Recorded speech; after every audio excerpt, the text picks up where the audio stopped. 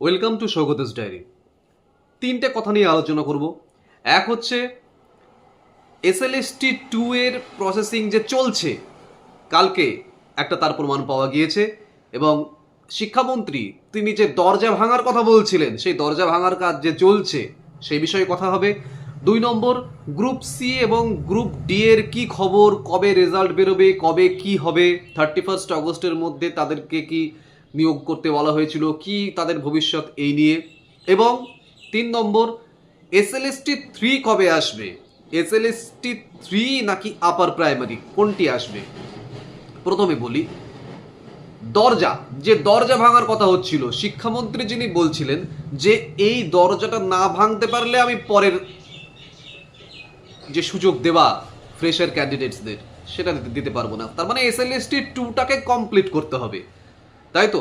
আচ্ছা, কালকে একটা নোটিফিকেশন এসেছে স্কুলের, প্রত্যেকটি স্কুলের ইমেল আইডিতে একটি নোটিফিকেশন এসেছে। সেখানে কি রয়েছে, সেখানে সমস্ত হেড অফ দি ইনস্টিটিউশনকে বলা হচ্ছে ভ্যাকেন্সি সম্পর্কে আপডেট দিতে, রিপোর্ট করতে, এবং সেটা 3 তারিখের মধ্যে। আজকে 2 তারিখ, আগামীকালকে 3 তারিখ, এই 3 তারিখের মধ্যে সমস্ত আপডেট দেবার কথা বলা হচ্ছে। বিশেষ করে 9-10-এর, আমরা জানি যে 9-10-এর ভেরিফিকেশন কিছু সাবজেক্টের হয়েছে, কিছু সাবজেক্টের বাকি রয়েছে, ইন্টারভিউ তো সবই বাকি।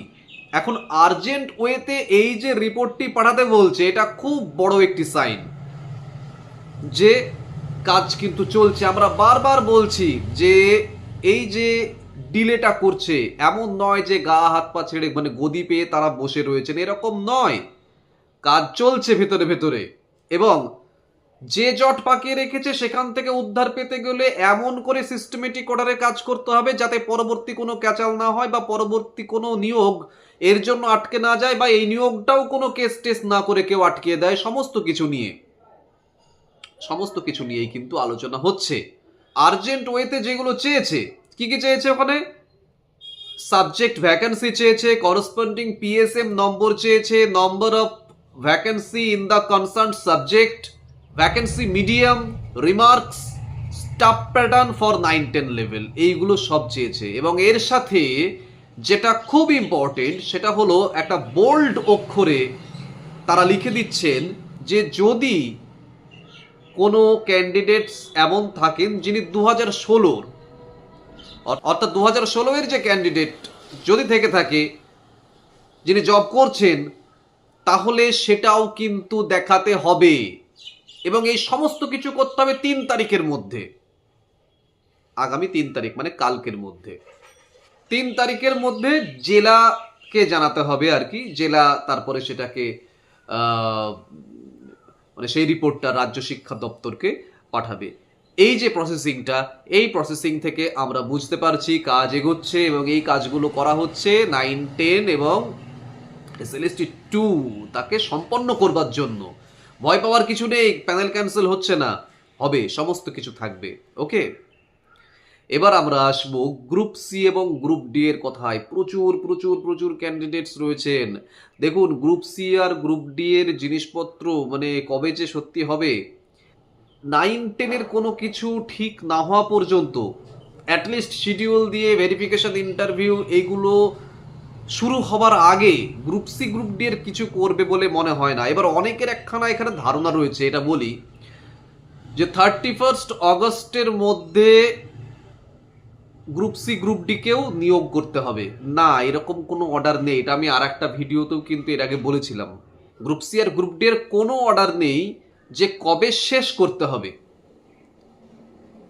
এটাই খুব দুঃখের ব্যাপার যে গ্রুপ সি গ্রুপ ডি প্রচুর ইন সার্ভিস যোগ্য শিক্ষাকর্মী, তারা কিন্তু মাইনেটা পাচ্ছেন না এখনো পর্যন্ত, এবং অনেক মাস হয়ে গেল, 1 বছরের বেশি হয়ে গেছে, যেখানে ইন সার্ভিস যোগ্য টিচাররা কিন্তু তারা পেয়ে আসছেন। এবং আবার 31 অগস্ট থেকে আবার অবশ্যই তাদের এক্সটেনশন হবারই কথা, হবেই আর কি, এরকমই মনে করছি।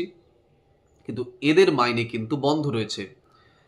ব্যাপারটা হচ্ছে এই যে এক্সটেনশনটা করা হয়েছিল, সেটা কেন করা হয়েছিল, স্টুডেন্টদের কথা ভেবে, যে শিক্ষাবর্ষের মধ্যে যিনি ক্লেরিক্যাল কাজ করছেন বা যিনি গ্রুপ ডি এর কাজ করছেন, তাদের চাকরি চলে গেলেও স্টুডেন্টদের তেমন কিছু যায় আসছে না, কিন্তু শিক্ষক চলে গেলে স্টুডেন্টদের যায় আসবে। যে কারণে এরা থাকুক, মানে চাকরি কারণই নেই, কিন্তু এরা থাকুক, মানে টিচাররা থাকুক, যাতে এদের পঠন পাঠনে কোনো বিঘ্ন না ঘটে। এই সেশনটা এইরকম করেই কিন্তু এক্সটেনশনটা হয়েছিল, যে কারণে এই এক্সটেনশন পিরিয়ডের মধ্যে গ্রুপ সি গ্রুপ ডিকে নিয়োগ করা হবে এইরকম কোনো কিন্তু কিছু বলা ছিল না, এবং সেটা আনফরচুনেট। যেটা বলা আছে সেটা হচ্ছে কি, কাউন্সিলিং যেদিন শুরু হবে তার থেকে 1 ইয়ার পর্যন্ত তার ভ্যালিডিটি থাকবে, এবং সরকার যদি বা কমিশন যদি মনে করেন যে আরো 6 মাস টাইম দেবেন, তাহলে সেক্ষেত্রেও কিন্তু সেটিকে 6 মাস কিন্তু বাড়ানো যায়। এটা কিন্তু 9, 10 এবং 11, 12 এর ক্ষেত্রেও, প্রত্যেকটি কিছুর ক্ষেত্রে, যে কাউন্সিলিং যেদিনকে শুরু হলো তারপর থেকে সেই প্যানেলের যে ভ্যালিডিটি সেটা 1 ইয়ার, এবং যদি মানে 1 বছর, এবং সেটি যদি বাড়াতে চায় আরো 6 মাস কিন্তু নেওয়া যেতে পারে। যেহেতু শুরুই হয়নি গ্রুপ সি এবং গ্রুপ ডি এর কোনো কিছু, তাই এখন এই কথাগুলো ওয়ার্ক করবে না। কখন ওয়ার্ক করবে? সব কিছু হয়ে যাবে, মানে ভেরিফিকেশন হবে, ইন্টারভিউ হবে, কাউন্সিলিং হবে, মানে কাউন্সিলিংটা যে শুরু হবে সেই কাউন্সিলিং এর শুরুর ডেট থেকে 1 বছর বা প্রয়োজন সাপেক্ষে সেটি 1.5 বছর, তার মধ্যে ভ্যালিডিটি, মানে ওই 1.5 বছর পর্যন্ত ভ্যালিডিটি, তার মধ্যে কিন্তু কমপ্লিট করতে হবে গ্রুপ সি গ্রুপ ডি কে। সত্যি কথা বলতে কি, গ্রুপ সি এবং গ্রুপ ডি এর রিক্রুটমেন্ট আমার অন্তত মনে হচ্ছে না যে এই বছরে হবে, কারণ কালকে থেকেও তড়িৎ গতিতে কাজ শুরু করলেও 9-10টা কমপ্লিট হতেই বেশ কয়েক মাস লাগবে। মাসের কিন্তু একদম মাঝামাঝি চলছে, বছরের মাঝামাঝি চলছে এখন। 9-10 যদি তড়িৎ গতিতেও কাজ শুরু হয় বেশ কিছু মাস লাগবে, কারণ verification, interview, counselling, PVR, medical, সমস্ত কিছু। এবং আমার মনে হয় না তার আগে, অ্যাটলিস্ট ভেরিফিকেশন, ইন্টারভিউ শেষ হওয়ার আগে গ্রুপ সি গ্রুপ ডিতে হাত দেবে বা কিছু করবে আর কি। সেই হিসেবে গ্রুপ সি গ্রুপ ডি এর যদি রেজাল্টটাও মানে কল ফর ভেরিফিকেশন বা ইন্টারভিউর শিডিউল যাই দিক না কেন, রিক্রুটমেন্ট এই বছরে গ্রুপ সি গ্রুপ ডি এর হবে বলে আমার অন্তত ব্যক্তিগতভাবে মনে হয় না, এবং সেটা খুব আনফরচুনেট, খুবই আনফরচুনেট সেটা। এবার আসি এসএলএসটি 3 এর কথায়। এসএলএসটি 3 হচ্ছে না হচ্ছে না, আপার প্রাইমারি পড়বো না এসএলএসটি পড়বো? আমি বারবার বলছি একটা কথা, আপার প্রাইমারি পড়ুন। এসএলএসটি 3 যারা করছেন তাদেরকে একটা কথাই বলবো যে হ্যাঁ, যদি আপনার লাস্ট অপশন এসএলএসটি 3 হয়ে থাকে আপনি পড়ুন এসএলএসটি 3, কিন্তু এটা আশা করবেন না যে এই বছরের মধ্যে বা মাস 3-4 মধ্যে এসএলএসটি 3 এর একটা নোটিফিকেশন আসবে বা পরীক্ষা হবে।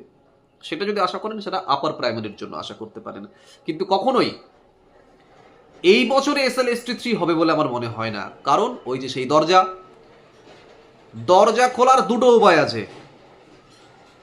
একটা হচ্ছে দরজা ভেঙে চলে যাওয়া, আর একটা হচ্ছে দরজার ছিটকানি যেটাতে খুব জং ধরে গেছে, সেইটা দিয়ে যদি খোলা হয় তাহলে দরজাটা অক্ষত থাকে। আপনি কোন মতে খুলবেন? আপনি যদি ব্যক্তি স্বার্থের কথা ভাবেন তাহলে অবশ্যই আপনাকে যেহেতু দরজাটা পেরিয়ে যেতে হবে, আপনি কুড়াল বা লাথি মেরে যা ইচ্ছে ভাবে করে দরজাটা এই করে আপনি বেরিয়ে যাবেন, গিয়ে আপনি পরের দরজার দিকে যাবেন। কিন্তু আপনি যদি মনে করেন আমি আমার ব্যক্তি স্বার্থ দেখবো না, বরং আমি আরো সামগ্রিক স্বার্থ দেবো এবং দরজাটাকে বাঁচাবো সব থেকে বড় কথা, তাহলে ওই দরজার যে ছিটকিনি সেখানে তেল ফেল লাগিয়ে আস্তে আস্তে আস্তে আস্তে কিন্তু আপনাকে কি করতে হবে, দরজাটা খুলতে হবে যাতে দরজাটা নষ্ট না হয়। এসএলএসটি 2 এমন একটা ঘোটালা যেখানে 2016 এবং ফ্রেশারদের একসঙ্গে বসিয়ে ঘেটে করা আছে, এবং 2016 যোগ্য ক্যান্ডিডেট রয়েছে যারা জানেই না আমরা কেন পরীক্ষা দিলাম নতুন করে, এবং ফ্রেশাররাও জানে না কি হিসেবে 10 নম্বর পাচ্ছে ইন্টারভিউর আগে। এবং তারপরেও এত ক্যাচাল, এবং ফ্রেশারদের সঙ্গে ইন সার্ভিসদের শত্রুতা, আর এরা ঘেটে করা আছে। এবার যদি সবাইকে বাঁচাতে হয় সময় কিন্তু লাগবে ভাই, একটু ধৈর্য ধরতে হবে। এসএলএসটি 2 এই জিনিসটা কমপ্লিট করতে এই বছর লেগে যাবে, তাই এসএলএসটি 3 এর দিকে আমার মনে হয় মনোনিবেশ করা এখন উচিত হবে না। আপার প্রাইমারি এই বছরে হবে, পুজোর আগেও আপার প্রাইমারি হয়ে যেতে পারে, কিন্তু আমরা কিন্তু কেউ জানি না। এই বছরে তো হবেই, হয়তো পুজোর আগে পরীক্ষাটাও হয়ে যেতে পারে, তখন কিন্তু সময় পাবেন না। এসএলএসটি 3 নিয়ে আমি বলবো যাদের লাস্ট অপশন এসএলএসটি 3 তারা অবশ্যই পড়ুন, বা যদি কেউ মনে করেন যে আপার প্রাইমারি এবং এসএলএসটি 3 একসঙ্গে পড়াশোনা করুন, কোনো অসুবিধা নেই। কিন্তু আমার মনে হয় এসএলএসটি 3টাকে একটু সরিয়ে রেখে এখন আপার প্রাইমারি এবং পঞ্চায়েতের যে নিয়োগটা আসছে, আমার ক্লাসও আসছে সেগুলো ভালো করে ফলো করে দিই। এসএলএসটি 3 আর একটু ওয়েট করে যান, এসএলএসটি 2 কমপ্লিট হোক তারপরে। আর কি বলি, ভিডিওটি ভালো লেগে থাকলে লাইক করবেন, কমেন্ট করবেন, নিজেদের মত জানাবেন এবং শেয়ার করবেন। চ্যানেলে যদি নতুন হন চ্যানেলটা অবশ্যই সাবস্ক্রাইব করবেন এবং বেল আইকনটি প্রেস করে রাখবেন যাতে সবার আগে নোটিফিকেশন আপনার মোবাইলে পৌঁছয়। ভালো থাকুন, দেখা হচ্ছে পরের ভিডিওতে খুব তাড়াতাড়ি।